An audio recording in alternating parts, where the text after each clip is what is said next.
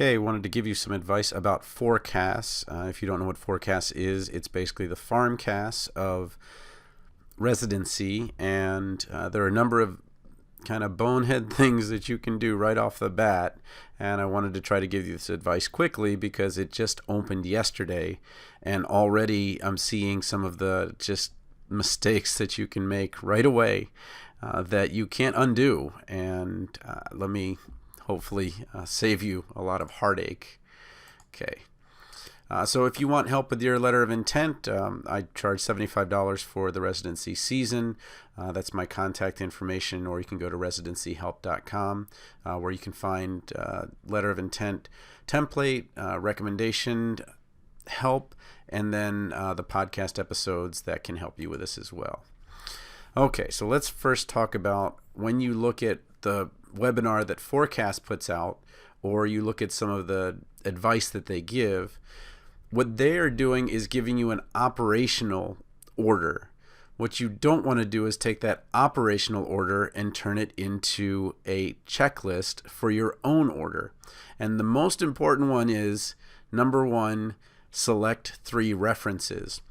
What they're saying is, within PhORCAS, after you've created an account, gotten your transcripts, ordered your transcripts, set in your application information, uploaded documents, then you select 3 references to send those emails to them, and then we get the email and then we write a reference for you.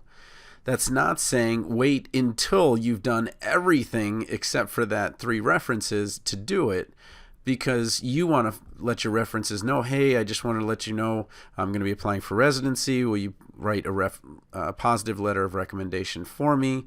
And you want to do that as soon as your APPE is over. You don't want to wait at all. So be careful. The PhORCAS order is not real life order. This is an operational thing, but you want to make sure you set up your references in a number of these documents ahead of time.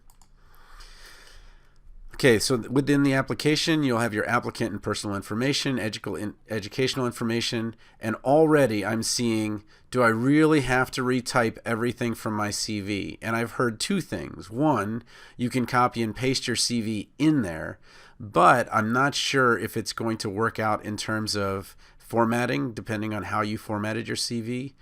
But let me tell you how it works in real life. Those residents that are looking at your application are not looking at your CV first. They're looking at PhORCAS first. They're looking at this field first. If you don't put anything in the field, and oh my gosh, if you put CCV, they're going to go right past it because you are high maintenance and they are not going to deal with you.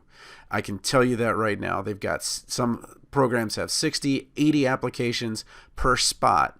Do not put anything that says, I do things efficiently and I am not going to take the time to do this.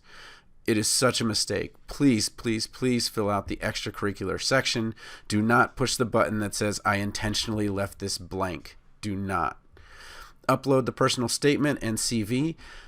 My understanding is you cannot delete a document once you've put it up. So just like headings in Reddit, they are there in stone. So please, please, please do not upload a personal statement until you've had tons of people look at it. Same thing with your CV. Just because it opened up doesn't mean you have to get some of these things done right away. Make sure they are perfect before you put them up, because I believe you would have to do something like, hey, look at edition number 3.2.1 before you do that. Selecting references, I mentioned that. Make sure you get them ahead of time, let them know. And then official transcripts. I know when the deadline is, but the school may not be open, especially a pharmacy school that's just a pharmacy school. Maybe a school like a large university is going to have their registrars open over the winter, but you are really playing with fire if you don't ask for those official transcripts early.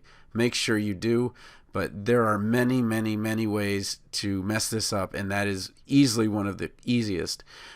Get those transcripts a lot earlier than later.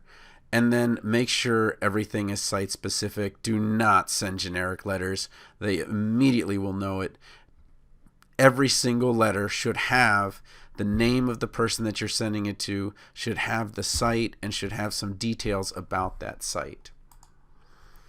Okay, so how much does it cost? And when I looked it up, it looked like it was the same. I'm not sure, but you first have to know that PhORCAS and NMS are different. So the National Matching Service is a $150 flat fee, and that is some number that you'll get. Now, they're kind of seamless. They work together, but these are different. Second, I cannot emphasize this enough. The average person applies to 10 residencies. If you are applying to 4 residencies because you want to save money and you spent $300,000 on your education and now you're getting to the point where like, ooh, $43 extra, that's going to be too much. That is a silly risk. Absolutely. There are going to be 4,000 residencies available. There is no reason you can't find 10 to 12 that you can apply to, and it probably should be a little bit higher. You're saying that is a ton of work. Yeah, it is. And your competition is absolutely fierce this year. I'm telling you, you do not have a 1 in 2 chance. It is going to be either much lower or much higher based on certain factors, which I went over in another video, the odds of getting a residency. But basically, you absolutely want to apply to those 10 to 12, and you want to find those ones that are perfect for you. There's not going to be a perfect residency. That you have 3 that are perfect and the other ones aren't. If you really want to do a residency next year, you are going to get 10 to 12. So the average cost is around $400, but again, relative to what you paid for school, just don't.